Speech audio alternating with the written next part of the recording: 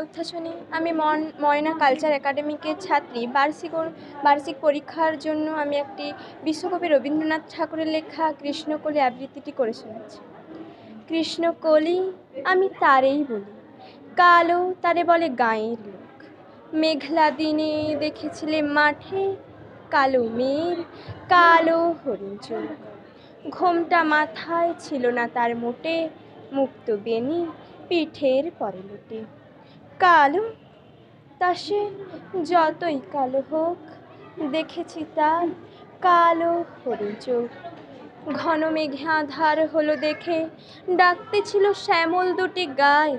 শ্যামা মেয়ে ব্যস্ত ব্যাকুল পদে কুটির হতে ত্রস্ত এলো তাই। আকাশ পানে হানি যুগল ভুরু, শুনলে বারেক মেঘের গুরু গুরু। কালো তা সে যতই কালো হোক, দেখেছি তার কালো হরিণ চোখ। পুবে বাতাস এলো হঠাৎ ধেয়ে, ধানের খেতে খেলিয়ে গেল ঢেউ।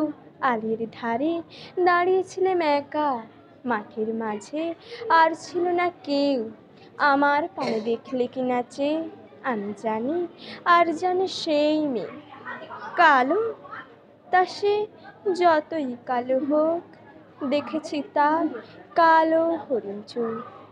এমনি করে কাজল কালো মেঘ জ্যৈষ্ঠ মাসে আসে ঈশান কোণে। এমনি করে কালো কোমল ছায়া আষাঢ় মাসে নামে তমাল বনে। এমনি করে শ্রাবণ রজনীতে হঠাৎ খুশি ঘনিয়ে আসে চিতে। কালো তা সে যতই কালো হোক, দেখেছি তার কালো হরিণ চোখ। কৃষ্ণকলি আমি তারেই বলি, আর যা বলে বলুক অন্য লোক।